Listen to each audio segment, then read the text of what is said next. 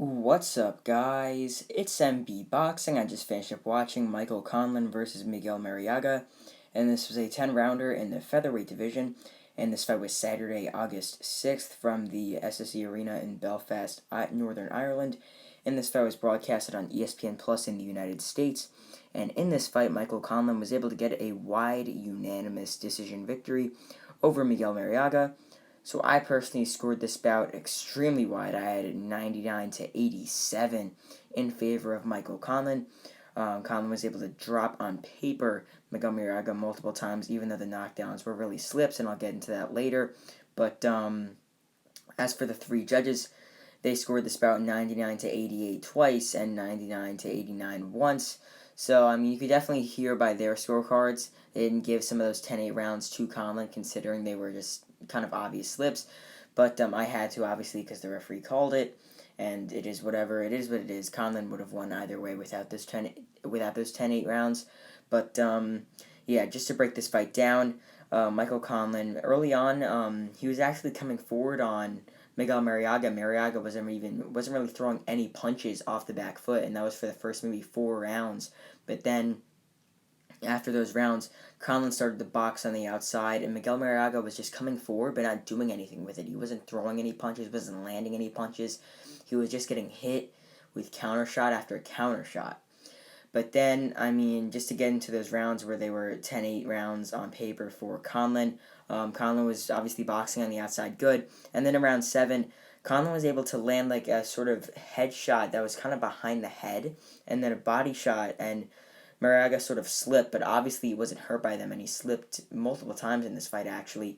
And the referee called it a knockdown, I guess because some shots were landed, but, I mean, it was quite obvious that, 1, it was behind the head, and 2, he slipped. But then around number 8, Conlan got another 10-8 round after when they were exchanging, and it seemed like Conlan actually got hit. After Conlan got hit and after Marriaga was exchanging with him, he sort of overextended with a shot and then slipped over like the logos they have in the center of the mat on the ring. But yeah, or on the canvas, he slipped in the logos on the canvas, and the ref called it a knockdown, which obviously it shouldn't have been.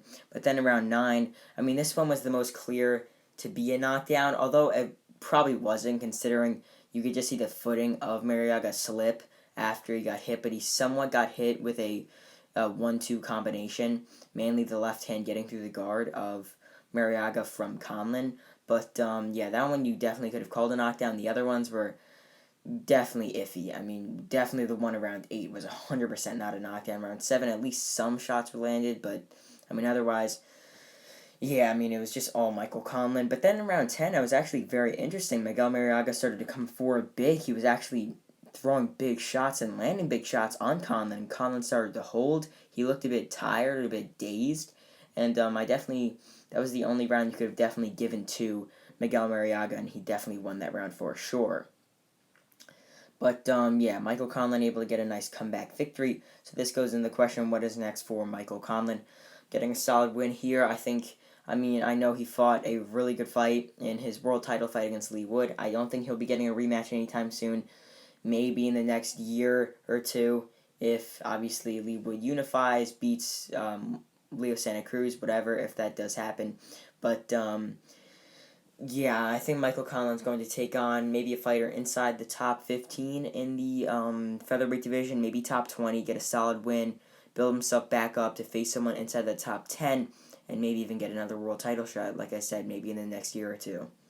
But as for Miguel Marriaga, losing him for the 6th time, I believe he's lost multiple times in his past couple fights. So, yeah, I mean, really, whenever he steps up in competition, he gets dominated. This was yet another case. So I think in his next fight, he'll take on maybe a lower-level opponent, get a solid knockout, then get called up again, like always, to face a decent, pretty good top 20, top 15, maybe top 10 fighter in their comeback fight to get a solid, easy win for, obviously, his opponent. And then it'll just be a cycle again, because this is what's happening for Marriaga. He beats some lower-level opponents, then he gets called up by a big promotion, then loses to a decent fighter, and it's just a repeating cycle, and I think it's going to happen yet again. So overall, Michael Conlan dominates Miguel Marriaga, getting a wide unanimous decision victory to get a comeback victory over his home, or to get a comeback win in front of his hometown fans. And yeah, that's really it. I'm MB Boxing. Thanks for watching, and I'll see you guys later.